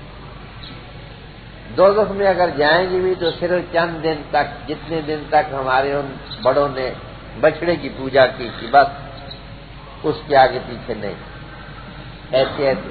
اور پھر آگے جیسا قرآن میں آئے کہ بھائی یہ عرب کے لوگ جو ہیں اسماعیلی وغیرہ، ان کے مال جس طریقے سے بھی چاہے ہضم کر لو، کوئی گناہ نہیں، جیسا آگے آئے گا سورہ آل عمران میں۔ صاحب کہتے ہیں یہ ان پڑھ لوگ ان کا مال جس طریقے سے ملے کھا لو، کوئی گناہ نہیں، اللہ نے اسی طرح اجازت دی۔ اور سود کو بھی حلال کرنے کے لیے تدبیریں بنائی ہوئی تھی، اور رشوت وغیرہ کو بھی جائز کرنے کے لیے انہوں نے ہیلے بنائے ہوئے۔ تو فرمایا بعض ان میں سے ان پڑھ ہیں، نہیں جانتے کتاب کو مگر چند آرزویں، اور محض وہ اٹکل پر چلتے ہیں، کوئی علم تو ہے نہیں۔ علم والوں کا حال تو پہلے آپ نے سن لیا کہ کیسے وہ بے ایمان ہیں، اور یہ جو ان پڑھ ہیں ان کا حال ہی ہے، عقیدے بھی ان کے ایسے ہی ہیں بنائے ہوئے، جھوٹی آرزویں۔ لن يدخل الجنت الا من كان هودا او نصارى، جنت صرف ہمارے لیے، کسی دوسرے مذہب کا آدمی جنت میں نہیں داخل ہو سکتا، ان کا عقیدہ بنا ہوا۔ فرمایا ماد عقل پر چلتے ہیں، فویل للذین یکتمون الکتاب بایدیہم، ہلاکت ہے ان لوگوں کے لیے جو کتاب کو اپنے ہاتھوں سے لکھتے ہیں اور اس کو کتاب ظاہر کرتے ہیں کہ یہ اللہ کا فرمان ہے، پھر کہتے ہیں یہ اللہ کی طرف سے ہے، اور مقصد کیا ہوتا ہے؟ دنیا کا حقیر فائدہ حاصل کرنا۔ کتاب اپنے پاس غلط مسئلے لکھے اور دنیا کا حقیر فائدہ حاصل کیا، اور رجم سے کسی کو بچانے نے کہہ دیا یہی فتویٰ ہے، قرآن میں ایسا ہی لکھا ہے، منہ کالا کر دو، گدھے پر سوار کر کے تشہیر کرا دو بس، یا کوئی درشرے لگا دو، یہی مسئلہ لکھا، لکھ کر کے دے دو، خدا کا فرمان یہی ہے۔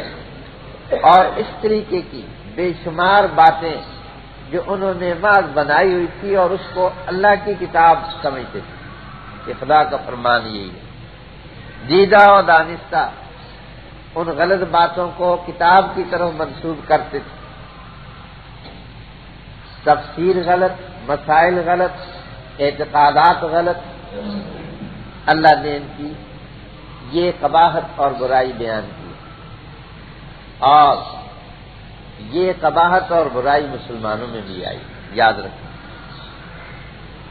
آج کل اگر آپ انصاف سے غور سے دیکھیں، اکثر و بیشتر لوگوں کے عقیدے غلط ہیں، بالکل بناوٹی جھوٹے عقیدے، اور وہ اس کو ان کے مولوی پیر سب ان کو اسلام کی طرف اور خدا کی کتاب کی طرف منسوب کرتے ہیں۔ جتنے بعض کہتے ہیں جو بناوٹی حدیثیں، قبر پرستی کا سلسلہ، بدعات کا سلسلہ، رسومات فاسدہ کا سلسلہ، ہے سب کو اسلام کی طرف منسوب کرتے ہیں۔ بالکل یہ یہودیوں والا طریقہ ہے، یہودی بھی ایسا ہی کرتے ہیں، بناوٹی عقیدے، بناوٹی رسومات، ان سب کو کتاب اللہ کہتے سے اللہ کا حکم ہے۔ آگے خدا نے ایسا ہی فرمایا، خدا کی کتاب کا حکم ہے، یہی حال مسلمان، تفسیر بھی غلط، مسائل بھی غلط، رسومات بھی غلط۔ یہ نہ سمجھیں کہ یہ صرف یہودیوں پر ہی بات ختم ہو، آج کل یہ کتاب اللہ کے مطابق یا حضور نبی کریم صلی اللہ علیہ وسلم کی خالص سنت کے مطابق، صحابہ کرام کے قول و فعل اور عمل کے مطابق کہاں ہے چیزیں، وہ دین کہاں ہے؟ آج یہودیت والی بات چل رہی ہے، جتنے رسومات ہیں ہر موسم ہر سیزن میں لوگ کرتے ہیں، ادا کرتے ہیں، کیا شادی کے موقع پر، کیا ماتم کے موقع پر، کیا دوسرے مواقع پر، اب بناوٹی باتوں کو، محض جھوٹی حدیثیں، صحیح احادیث کی طرف آتا ہی نہیں ہے کوئی، یا قرآن کی جو تعلیم ہے ادھر کو غور ہی نہیں کرتا کہ کیا ہے، خدا نے کیا فرمایا اور حکم کیا دیا، تمام شرک اور بدعت کی باتیں مسلمانوں نے طے لی، اور آپ دیکھتے ہیں دنیا کو، پھر اس کی تائید کرنے والے ایسے لوگ ہیں، جھوٹے کہانیاں، قصے، بناوٹی باتیں، وہی واز بیان کرتے ہیں، وہی نعتوں میں آتا ہے، وہی غزلوں میں آتا ہے، وہی عمل میں آتا ہے، اس کو سمجھ لیں یہ اسلام ہے۔ یہی بات یہودیوں میں اپنے ہاتھ سے لکھ کر کہنا یہ اللہ کا فرمان ہے، یہ نبی کا فرمان ہے، اس میں نبی کی محبت ہے، بس ایسی چیزیں ہیں۔ تو یہ چیز جیسا یہود کے اندر خرابی والی تھی، وہ بات مسلمانوں کے اندر بھی پائی جاتی ہے، اور بہت قلیل ہے صحیح دین کو سمجھنے والے، اس پر چلنے والے، جیسا کہ حضور کا بھی ارشاد ہے، آخر میں دور ایسا آ جائے گا، فتنوں کا دور آئے گا، دین کو ہاتھ میں پکڑنا، دین پر چلنا ایسا مشکل ہو جائے گا جیسا جلتے ہوئے کوئلے ہاتھ میں پکڑنا۔ آپ بھی رسومات کی تردید کر کے دیکھیں ذرا کیسے، برادری والے ناراض، خاندان والے ناراض، مولوی ناراض، سب ناراض ہوں گے، یہ ہماری رسومات کو ہی باطل کر رہا ہے۔ تو صحیح دین کو اختیار کرنا ایسا مشکل ہو جائے گا جیسا جلتے ہوئے کوئلے ہاتھ میں پکڑنا، ایسا ماحول خراب ہوگا، اور جیسا یہودیت کی خرابی تھی ایسا مسلمانوں کی خرابی ہے، پیر خراب، مولوی خراب، جھوٹی باتیں بیان کرتے ہیں، سچی بات بیان نہیں کریں گے، غلط باتیں بیان کریں گے، غلط عقیدے بیان کریں گے، بدعت والے عقیدے، مشرکانہ عقیدے، قبروں پر چادریں چڑھانے کے لیے طرح طرح، یہاں سے لوگ جاتے ہیں، خواجہ نظام الدین رحمت اللہ ابھی گئے اور اس پر 200 آدمی گیا، 150 آدمی گیا، چادر لے کر کے گئے، 2 لاکھ روپے کی چادر وہاں خواجہ اجمیری رحمت اللہ علیہ کی مزار پر چڑھانے کے لیے گئے۔ یہ کون سا دین ہے؟ کوئی پوچھتا ہے مصر جناح کا اتنا بڑا گنبد بنایا، یہ کون سی شریعت ہے؟ کس شریعت میں بنایا اتنی بڑی 7 کروڑ روپیہ خرچ کر کے گنبد بناؤ اور یہ ساری کارروائی کرو، یا باقی یہ جتنی بھی دولت لگائی جاتی ہے، یہ عرس منائے جاتے ہیں، قبروں کو دھویا جاتا ہے، کون سی شریعت ہے؟ محض یہودیت اور محض